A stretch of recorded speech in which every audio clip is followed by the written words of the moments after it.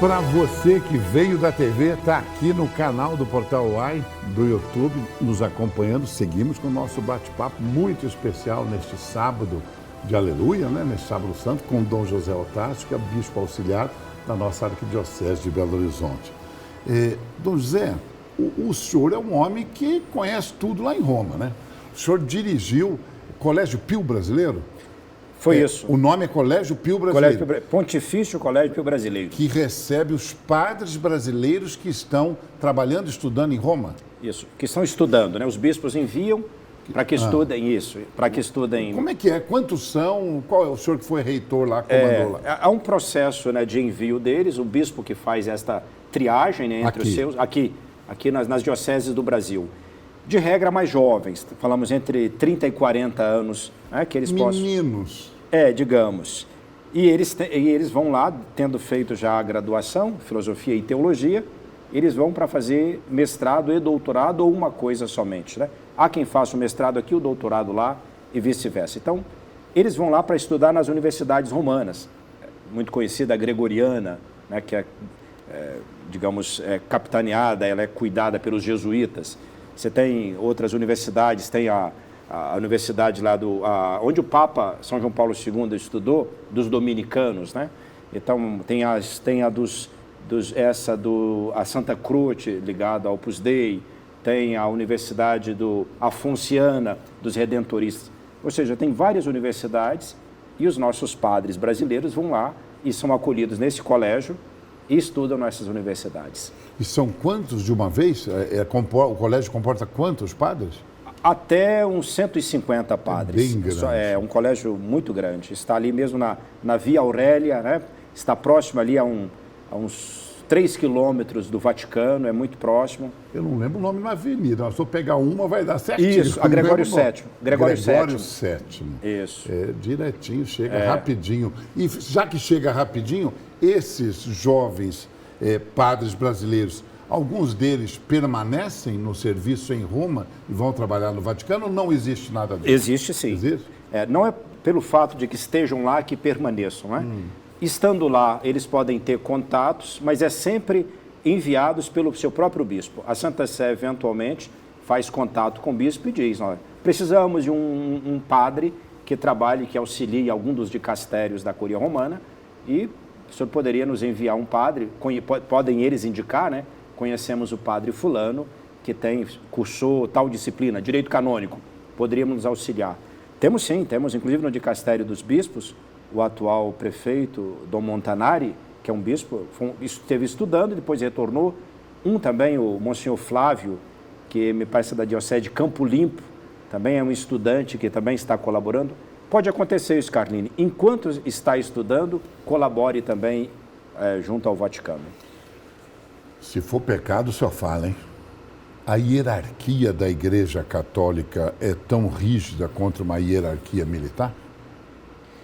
Nós estávamos falando do Papa há pouco, né, do Papa Francisco. Depende sempre de quem está à frente, dá o tom, né? Então, ela não é tão rígida quanto ao aspecto, digamos, desta obediência, digamos assim, ao que é estabelecido, se não tem uma pena, né? Então, porque os bispos, a hierarquia, os bispos têm uma relativa autonomia na sua diocese. Então, exceto aquilo que a Santa Sé explicitamente pedir para mudança de bispo, mas eventualmente, vamos dar o caso, se a Santa Sé propusesse a um bispo, eu gostaria que você fosse para uma diocese, se o bispo tiver motivos, argumentos para não ir, ele pode argumentar. O Papa não vai falar, eu quero que você vá de qualquer maneira. Tem que ir. Não, essa linguagem, ela não... Porque ela nem é evangélica, né? Porque pode ser que o sujeito, ele tenha motivos que justifique, não sabidos, não externados, mas dentro dele. Então, isso se entende, né? Também na relação nossa dos bispos com os padres, também é uma relação, tendemos a esta, eu diria até assim, é uma experiência de obediência que a gente procura sempre respeitar o caminho espiritual do padre, né? Não vai para qualquer lugar. Eventualmente, o padre cuidar de um santuário. Pensemos, nós temos muitos santuários. Santuário da Piedade. Que maravilha. Estou até com vontade de voltar lá. É a segunda vez que o senhor fala, lugar mágico. Pois é, então, que volte. Mas lá exige algumas aptidões para um padre que esteja lá, que pode ser que o bispo, ao indicar alguém, ele, claro, normalmente o bispo, né, dá uma perscrutada prévia. Uma sondada. Mas pode uma sondada. Mas pode acontecer que, né, só para dizer, não é igual, porque do que eu conheço no meio militar, há um falou, obedeceu, está sempre em prontidão, né? Então há nuances, né? Não que a gente sempre espera que o espírito evangélico possa ser aquele que o ar que respiremos em todas essas decisões.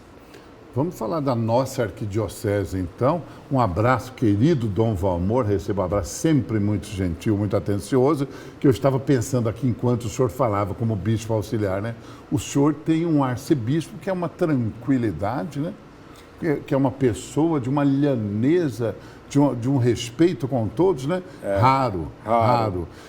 Hoje, a nossa arquidiocese tem Dom Valmor e os senhores são em quantos bispos auxiliares? Somos 5, né? 5. São Dom Júlio César, Dom Joel, Dom Nivaldo, Dom Edmar e eu. Nós somos os... Dom Edmar e eu chegamos a mais recentemente. Já tem um ano que o senhor está?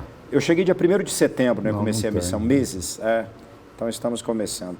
Mas, então, sobre Dom Valmor, então, ele se tornou... Porque foi ele que me enviou para Roma. Ele era, então, o presidente da CNBB, né? Da conferência. Então, foi ele que um dia falou, Padre José Eutácio, a igreja nem falou, te convido, te proponho, ele falou, é uma convocação. A igreja o chama a Roma. O convoca a Roma. Então criou-se um vínculo entre nós e devido à missão lá, ele gostava de uma palavra que a mim me fazia muito bem, eu te proponho ser retaguarda para você. Ele dizia assim. E ele foi. Então criamos um vínculo, depois, certamente, quando um bispo auxiliar vem com a diocese, é porque o titular o quis, o desejou. Confiança extrema, perfeito. Né? Então ele, sinto que tem a mão dele aí, e ele, eu sinto assim, Carline, ele junta em si duas características que nós encontramos, por vezes, desenvolvida uma ou outra nas pessoas.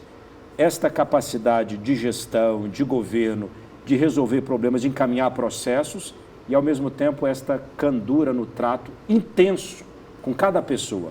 Ele passa e conhece as pessoas pelo nome, fala com as pessoas. Ele não diz, tudo bem, estou passando. Não. Ele te cumprimenta, tudo bem, Carlinhos? Sabe coisas que você, eventualmente, ele te pergunta sobre a vida. Eu me sinto assim, eu penso que não só eu, pelo fato de ser auxiliar dele, mas as pessoas sentem que ele se interessa por elas.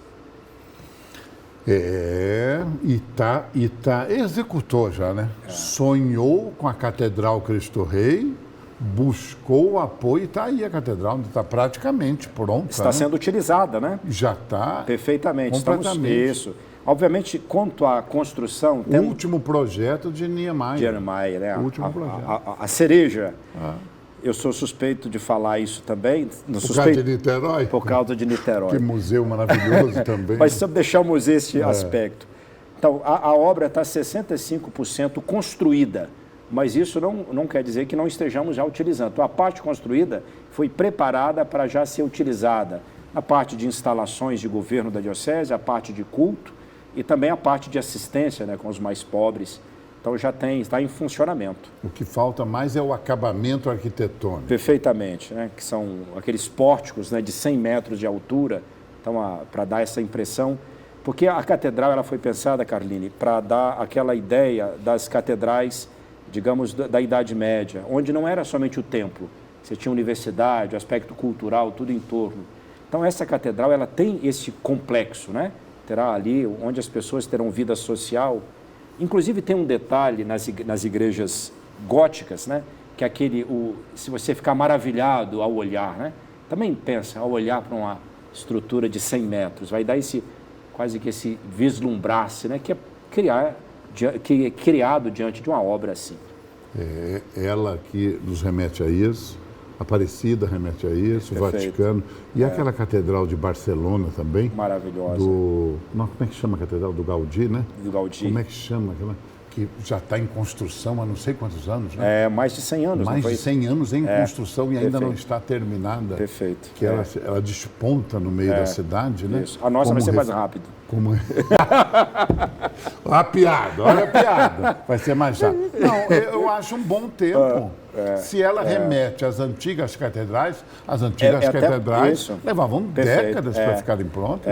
Isso, perfeitamente. Diz respeito a todas elas. Isso aí. O senhor é especialista, doutor em teologia bíblica. Isso. Quando a pessoa fala, ele é doutor em teologia bíblica, o senhor fica estudando a Bíblia o dia inteiro? Isso quer dizer que eu estudei as línguas nas quais a Bíblia foi escrita. Sânscrito? Não, ela foi escrita hebraico e aramaico, Antigo Testamento, e grego, Novo Testamento. Se não me falha a memória, Dom Valmor era um dos únicos tradutores de Bíblia do hebraico, perfeitamente, do grego, isso. Então, ele fez as ciências bíblicas, né? E eu fiz teologia bíblica. Então, a área dele é até mais exigente nessa parte de línguas. Ele é mais sabido. Mas aí o senhor domina o grego e o hebraico. E estuda a Sagrada Escritura no original. Perfeitamente. Então, o que me faz perguntar, tem diferença o texto? Faz diferença. Faz diferença porque as línguas, por mais que você traduza, elas são carregadas, a língua é uma perspectiva sobre o real, né? Você não só traduz, é um jeito, é uma perspectiva, é um jeito de olhar. Só para dar um exemplo, o hebraico. O hebraico é uma língua plástica, é uma língua que você fala, ela é coisas. O elemento conceitual, ela é mais grega, que as nossas línguas comportam em si, ou seja, abstrações, não sei se faz entender, conceitos mais abstratos, né? O hebraico, por exemplo, você diz, eu tive um sonho. O hebraico diz, eu sonhei um sonho. Esse é o jeito do hebraico expressar, né? Mais enfático até, mais né? enfático. Ele repete a ação. É muito comum. Jesus diz na última ceia, desejei ardentemente comer convosco esta Páscoa. Desejar ardentemente é desejei desejando. Inclusive o grego tem um semitismo, ou seja, pegou alguma coisa que é da estrutura do hebraico e trouxe para o Novo Testamento. Porque o grego do Novo Testamento tem muito, né, da mente de um judeu atrás ali. Dom Zé Eutacho, nós estamos caminhando para o encerramento do nosso encontro. Como se encontra hoje a Igreja Católica no Brasil? É ainda a maior nação católica do mundo? Vemos grandes movimentos de jovens da Igreja Católica, encontros mundiais, mas de outra maneira a gente percebe os jovens um pouquinho grudados nos devices, né? No celular, no iPad, um pouco longe do espiritual. Como é que o senhor analisa hoje? Carline, há movimentos que são além da igreja, né? As grandes instituições, todas elas, neste momento, se sentem abaladas, digamos, nas suas propostas de totalidade, né? Então, a Igreja Católica entra aí também, ou seja, o intuito de dar uma verdade para todos, né? Que seja universal, perene. Então, todas as instituições, porque as linhas de filosofia foram desconstruindo isso. É o nosso tempo, nós temos é o que tem para hoje, se pode dizer. O específico da igreja no Brasil, nós sentimos assim que ainda temos, esta é a maior nação católica ainda, né? Mas temos nossas questões internas, né? As sensibilidades diferentes, que por vezes causam divisões, temos dificuldade por vezes desse diálogo, mas penso que estamos com caminhos muito interessantes. Próximo final de abril e início de maio, os bispos vamos estar reunidos em Aparecida, justamente para elaborar diretrizes, pensar a pastoral para o futuro. Acredito que vão sair coisas muito interessantes para a gente encaminhar dentro desses desafios que temos, como você disse, né? Os jovens menos interessados, porque pense você, a proposta que temos é extraordinária, a pessoa de Cristo. Por que isso não chega até lá? Então é o nosso jeito, é a linguagem, não estamos conseguindo apresentar. Então esse é algo que os bispos vamos conversar também, discutir, mas penso que não é que a gente vai encontrar soluções, mas pelo menos vamos continuar tentando. Caminhos novos que se apresentam. Perfeitamente. Encerrando o nosso bate-papo, quantos cardeais nós temos no Brasil hoje? Uau, você vai me fazer contar então. 6 ou 7? 6 ou 7. Eu tenho de Brasília Dom Paulo César, Dom Sérgio Rocha, o de agora de Porto Alegre, Dom Odilo? Não, Dom Odilo Scherer, né? O de Porto Alegre é o recém-feito, que é o presidente da CNBB. Ok, até o final vai vir. 6 ou 7? 6 ou 7. Todos menores de 80. Esses talvez até menos, 6. No próximo processo de escolha de Papa... Vão participar. São candidatos. São Também. eleitores e podem ser eleitos. Perfeitamente. O senhor vislumbra um Papa brasileiro? Por que não, né? Mas eu não tenho essa capacidade também de fazer uma leitura do nosso momento. Mas isso é a igreja que vai sentir, né? O Espírito Santo, cremos que é Ele que age e utiliza esses meios, mas não teria condições, mas vislumbro, por que não? Porque os brasileiros, nós temos uma capacidade de síntese muito boa também, né? Nós falamos dessas questões internas de tensões dentro da igreja, mas a maioria dos nossos bispos, eles são homens universais, né? Que conseguem, agregadores. Então, penso que, assim, temos possibilidade. Dom José, muito obrigado, viu? Com alegria, tá? Uma feliz Páscoa para o senhor. Para você também. Obrigado pelo carinho de ter vindo aqui ao nosso portal, a TV Alterosa. Com alegria. Gente, muito obrigado. Até a próxima. Tchau.